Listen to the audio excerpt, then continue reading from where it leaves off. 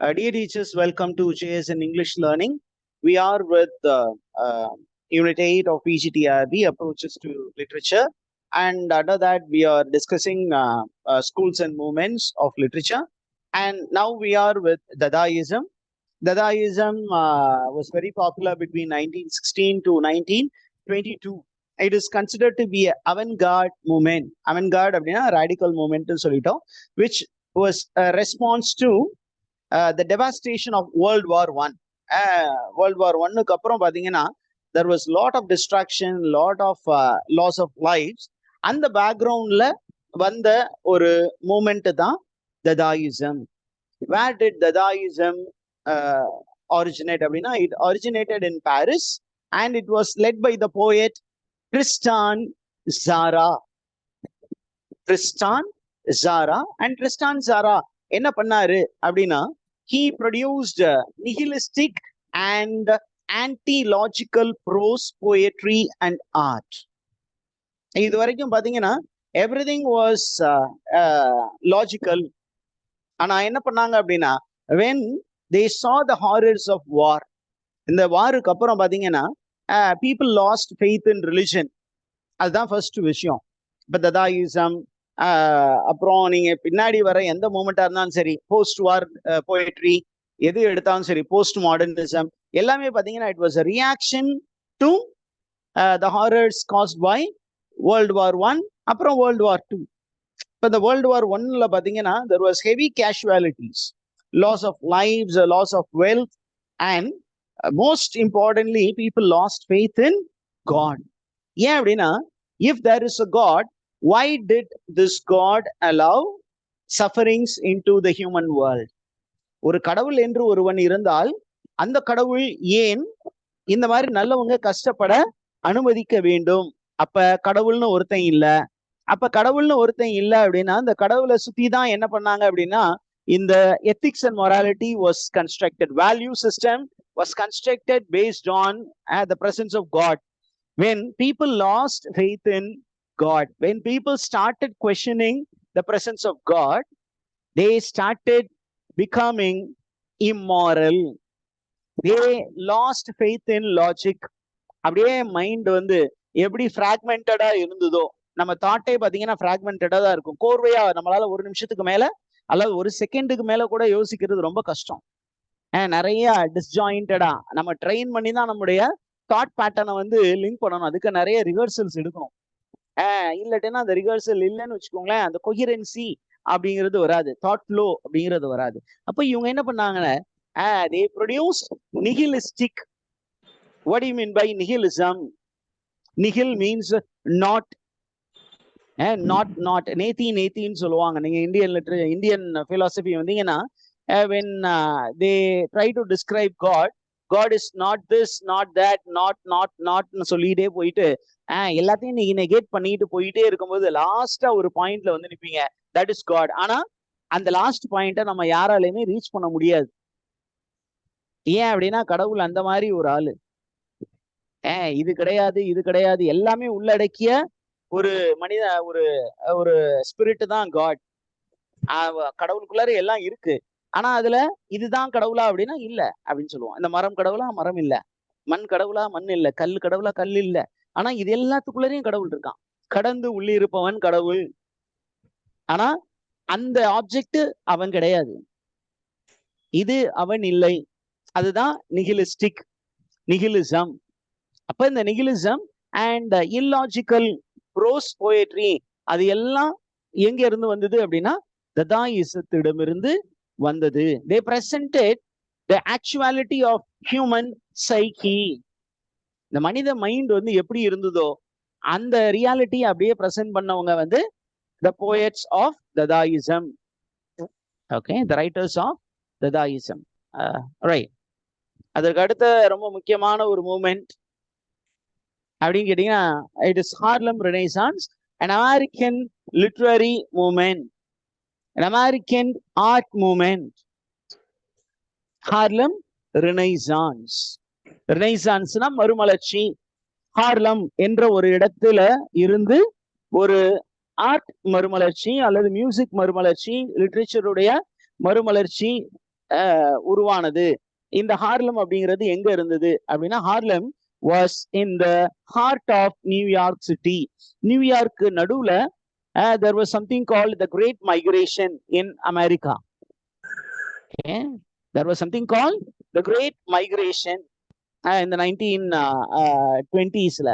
அப்ப நிறைய people என்ன பண்ணாங்கன்னா, from different parts of America they started moving towards New York. ஏன் அப்படின்னு கேட்டீங்கன்னா, it is because of famine and for want of jobs. என்ன பண்ணாங்க, நிறைய ஆப்ரோ Americans they moved to Harlem. Harlem is a slum in the heart of New York City. அங்க இருந்த writers, after reaching Harlem, they found that they were marginalized there. They were not given equal importance as white citizen. They were also citizens of America. Afro-Americans, okay, black people who settled in America, they were also the citizens of America according to the Declaration of Independence. Declaration of American Independence. அதை பொறுத்த மட்டும் they were also citizens, but they were not treated as citizens. They were treated as second class citizens. அப்ப அவங்க என்ன பண்ணாங்க, they wanted to develop their own unique literary form, their own art form and their own music. அதனுடைய வெளிப்பாடு தான் okay நமக்கு என்ன சொல்றோம் அப்படின்னா, jazz music, jazz literature, which was a reaction to white literary forms, white art form, white musics. White music is called light music. அதுக்கு opposite ஆனது அப்படின்னு கேட்டீங்கன்னா, it is called jazz music. ரொம்ப ஜாரிங்கா இருக்கும், பயங்கர நாய்ஸியா இருக்கும். இன்னைக்கு ஒரு சில மியூசிஷியன்ஸ் அந்த ஸ்டைலை ஃபாலோ பண்ணிட்டு இருக்கிறாங்க. மெல்லிசை மன்னன் ஒருத்தருக்கு பேர் இருந்தது. ஏன் அப்படின்னா, அவருடைய மியூசிக்லாம் பாத்தீங்கன்னா அவ்வளோ மெலோடியஸா இருக்கும். இன்னைக்கு கேட்கும் போது அட்டி டமா டுமீர்னு எல்லா மியூசிக் இன்ஸ்ட்ருமெண்ட்டையும் போட்டு அடிக்கும் பொழுது that is part of one's identity. ஏன் நீ இந்த எக்ஸ்ட்ரீம்ல இருக்கியா, நான் அந்த எக்ஸ்ட்ரீம்ல இருக்கேன் அப்படின்னு அந்த ஆப்போசிட் எக்ஸ்ட்ரீம்ல வந்தது. Now very important contributors to Harlem Renaissance. ஹார்லம் மறுமலர்ச்சிக்கு வித்திட்ட அந்த ரைட்டர்ஸ் யாரு அப்படின்னா, the first writer is W.E.B. Du Bois, okay, who wrote a very famous work called The Souls of Black Folks. He is a liberative thinker, and the name of the liberative thinker is W.E.B. Du Bois. Okay, and he led the Harlem Renaissance movement. And the souls of the black folks அப்படிங்கிற அவங்களுடைய வழித்தோன்றல்களா நமக்கு நிறைய writers இருந்தாங்க. அதுல ரொம்ப முக்கியமான writer அப்படின்னா Alain Locke. He brought out an anthology titled The New Negro. அதற்கப்புறம் you have Zora Neale Hurston, ஒரு ஃபேமஸ் நாவல் எழுதியிருக்காங்க. The title of the novel is Their Eyes Were Watching God. And then போயட்ரின்னு சொன்னீங்கன்னா, ஹார்லம் ரெனேசான்ஸ்ல ரொம்ப important poets அப்படின்னா ரெண்டு poets. One is Langston Hughes, the second one is Countee Cullen. Okay, and there are many more. I am not taking all those thing. ஏன்னா நமக்கு நிறைய names வந்துகிட்டு இருக்கோம், நிறைய இன்ஃபர்மேஷன் இருக்கு. நமக்கு பேசிக்கான இன்ஃபர்மேஷன் தெரிஞ்சா போதும். அதற்கப்புறம் பாத்தீங்கன்னா, you have another famous movement called Lost Generation. Lost Generation writers அவங்க எந்த டைம் பீரியட்ல வருவாங்க அப்படின்னா 1918 to 1930. ஏன் லாஸ்ட் ஜெனரேஷன் அப்படின்னு சொன்னீங்கன்னா, these were a group of writers who participated in war, World War I. Okay, and they actually had a record of the happenings of the war, and some of the writers were believed to be lost in the course of the war. Okay, அந்த ஒரு interpretation இருக்கு. Why were they called the lost generation அப்படின்னா, some of them were participated in war, so they were away from war, away from their home, and people thought they were missing in the course of the war. இன்னொன்னு விஷயம் என்ன அப்படின்னா, They were lovers of war. They believed in the utility of war in the beginning stages of war, but as they looked into the horrors of war, தொடக்கத்துல அவங்க சண்டை யுத்தம் என்பது மனித குலத்தின் நல்லது அப்படின்னு நினைச்சாங்க. இது வந்து ஒரு பனிஷ்மெண்ட், அந்த மாதிரி இன்னொரு நாட்டுக்கு எதிரானது, அது வந்து அவங்கள வந்து வழிக்கு கொண்டுவதற்கு தேவையானது அப்படின்னு நம்பினாங்க. ஆனா அந்த யுத்தத்தின் போக்கை அவங்க பார்க்கும் பொழுது எப்படி நிறைய மக்கள் இறந்து போனாங்க, எப்படி இன்னசென்ட் பீப்புள் வேர் கில்ட் அப்படின்னு பார்க்கும் பொழுது, they became mature and they started voicing against war. They started speaking about the futility of war. War அப்படிங்கிறது is of no use. It only brings about destruction அப்படிங்கிற ஒரு ஐடியாவை கொடுத்த writers. So they were called lost generation. தொலைந்து போன ஒரு generation. எதில் தொலைந்து போனார்கள் அப்படின்னா யுத்தத்தில் தொலைந்து போனார்கள். They became disillusioned with war. Disillusionment regarding the utility of war. வாரின் பயன்பாடை குறித்து வேறுபட்ட கருத்து உடைய எழுத்தாளர்கள். அதுல ரொம்ப முக்கியமான எழுத்தாளர்கள் யாரு அப்படின்னா எஃப். ஸ்காட் ஃபிட்ஸ்ஜெரல்ட், ஜான் டாஸ் பாசோஸ், அப்புறம் ரொம்ப முக்கியமான ஒரு ரைட்டர் அப்படின்னா எர்னஸ்ட் ஹெமிங்வே. எர்னஸ்ட் ஹெமிங்வே உடைய ரொம்ப ஃபேமஸான ஆன்டி வார் நாவல் எது அப்படின்னா த சன் ஆல்சோ ரைசஸ். இன்னொன்னு இருக்கேன், arms and the man, arms and men. That is the novel. Ernest Hemingway. The Farewell to Arms, sir. The Farewell to Arms. Okay. Oh, very good, very good. Sorry. It is called The Farewell to G.B. Shaw. G.B. Shaw. Okay, confusion. Farewell to Arms, where he presents the life of an ambulance driver. Farewell to Arms. And the story is narrated from the viewpoint of a ambulance driver, how the ambulance driver partakes in war and how he becomes disillusioned அப்படிங்கிறது இருக்கு.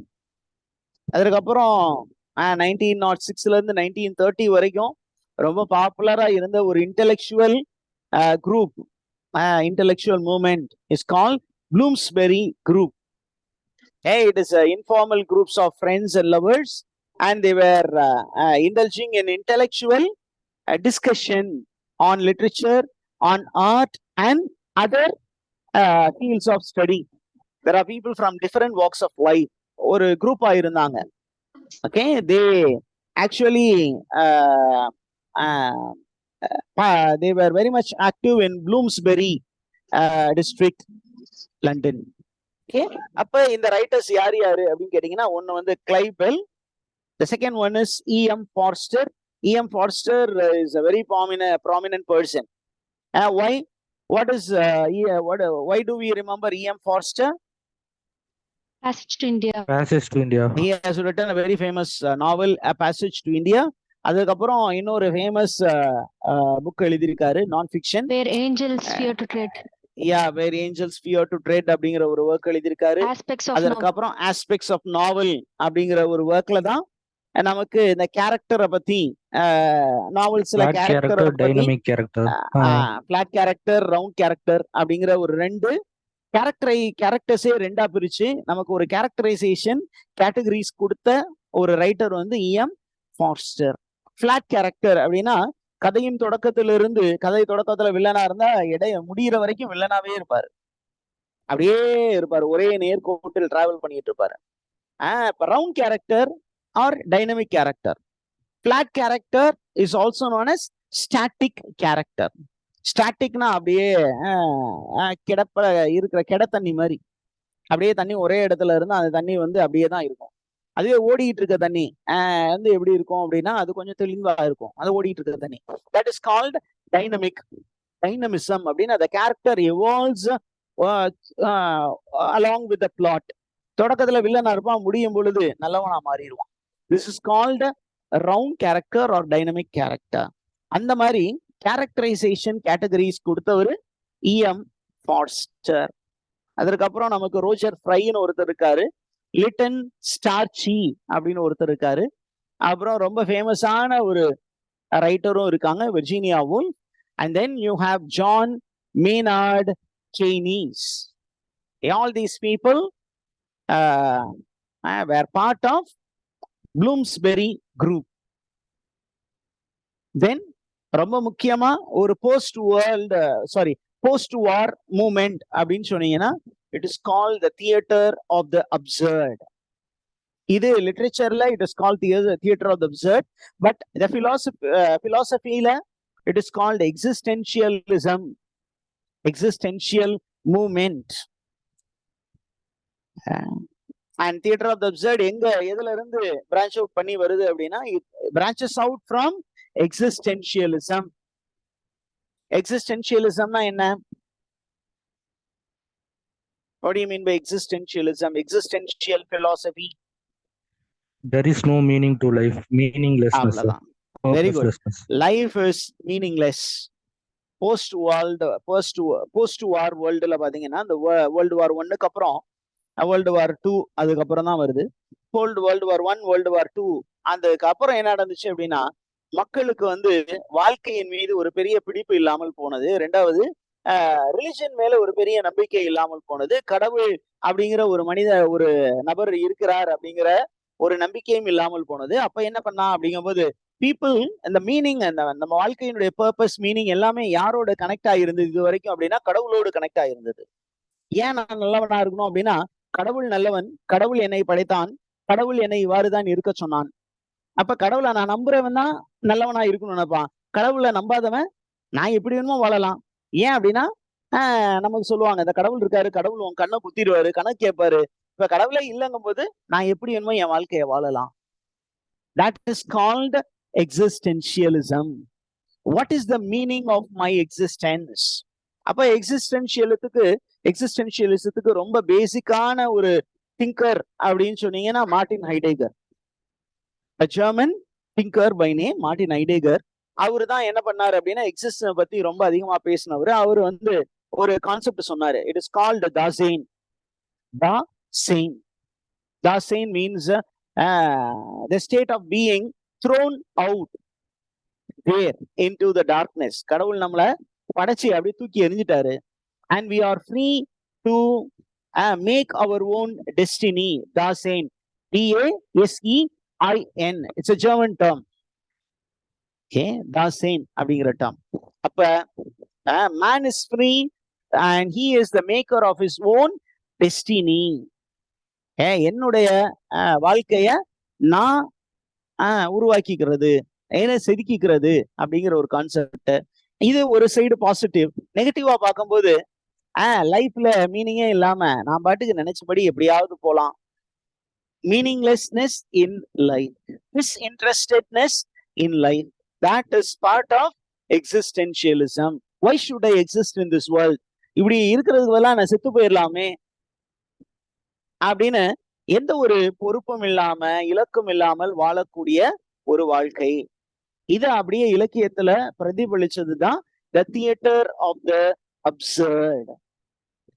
Theater of the absurd. அப்ப the theater of the absurd என்ன பண்ணாங்க அப்படின்னா they presented illogicality.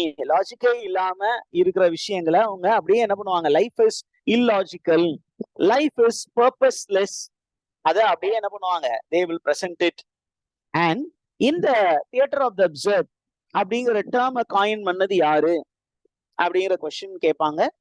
Make a note of it. The term theater of the absurd was coined by யாரு? Writer Martin Esslin. இது எங்க sir கிடைக்கும் இந்த இன்ஃபர்மேஷன் அப்படின்னா glossary of literary terms by M.H. Abrams. நான் நம்ம கூகுள் கிளாஸ் ரூம்ல அந்த பிடிஎஃப் உங்களுக்கு அப்லோட் பண்றேன். இந்த கிளாஸ் முடிஞ்சோன்னே ஒருவேளை முடிந்ததுன்னா you can get hold of a copy. Okay, நம்ம மேக்சிமமா இருக்கக்கூடிய லிட்டரரி ஃபார்ம்ஸ் டேர்ம்ஸ் எல்லாமே அந்த புக்ல கவர் ஆகும். எல்லா பண்ணியிருக்கிறேன். ஏற்கனவே பண்ணிட்டேனா? Yes sir. Very good. So அந்த புக்கை கொஞ்சம் அப்படியே ஃபாலோ பண்ணுங்க. நம்ம கொடுக்க இன்ஃபர்மேஷனோட அதுல இருந்து கொஞ்சம் இன்ஃபர்மேஷன் ஆட் பண்ணிக்கோங்க. இப்போ நமக்கு பாத்தீங்கன்னா என்ன பண்ணாங்க அப்படின்னா, இந்த theatre of the absurd or existentialism ரெண்டுமே parallel மூவ்மெண்ட். இப்போ இவங்க என்ன பண்ணாங்க அப்படின்னு சொன்னீங்கன்னா, they presented lack of clear narrative. ஒரு கிளியரான நரேட்டிவ் இருக்காது. and you cannot identify the psychological motives of the various characters. அப்ப இந்த தியேட்டர் ஆஃப் த அப்சர்ட்ல ரொம்ப ஃபேமஸான ஒர்க் என்ன அப்படின்னு கேட்டீங்கன்னா, சாமுவல் பெக்கெட்ஸ் வெயிட்டிங் ஃபார் கோடோ. அந்த அப்சர்ட் லிவிங் கண்டிஷனை பிரசன்ட் பண்ண ஒரு நாவல் அப்படின்னு கேட்டீங்கன்னா, சாமுவல் பெக்கெட்டுடைய வெயிட்டிங் ஃபார் கோடோ. அது அந்த இமேஜ் ஆப்ரம் புக்ஸ் எடுத்து பாத்தீங்கன்னா, அதுல இந்த வெயிட்டிங் ஃபார் கோடோ பத்தி சொல்லும் பொழுது, it is about the life of two tramps who are waiting for a person called Godo. Yeah, and the wait becomes a endless wait. It is a parody on the second coming of Jesus. இயேசு கிறிஸ்து வருவாரு. எப்ப வருவாரு, எப்படி வருவாரு தெரியாது. வருவாரா அப்படின்னா அது ஒரு கிளியர் கட் கிளாரிபிகேஷன் இல்ல. அதனால என்ன பண்ணாங்க, அவர் என்ன பண்ணாரு, அந்த சிச்சுவேஷனை சாமுவல் பெக்கெட் என்ன பண்ணுவாரு, he has parodied it in the work waiting for Godo. அங்க பாத்தீங்கன்னா ரெண்டு கேரக்டர் இருப்பாங்க. What are the names of the two character? Vladimir and Estragon. Vladimir and Estragon. And அவங்க ரெண்டு பேரும் they are waiting, and their wait itself becomes, and most of them most of the time they plan to commit suicide also. ஏன் அப்படின்னா life is meaningless. And at the end did Godo come அப்படின்னா, no, Godo doesn't come. And the wait becomes prolonged wait, endless wait. அந்த புக்ல அழகா discuss பண்ணிருப்பாரு, a play in which nobody comes, nobody goes, and nothing worthwhile really happens அப்படின்னு சொல்லியிருப்பாங்க அந்த புக்ல. Now அடுத்த ஒரு இம்பார்ட்டன்டான ஆயிடுச்சு சார். half an hour ஆயிடுச்சு. நல்லது, கரெக்டா ஸ்டாப் பண்ணலாம். ஏன்னா ஒரு மூமெண்ட் கிட்ட வந்துட்டோம். we'll go for a break for 5 minutes.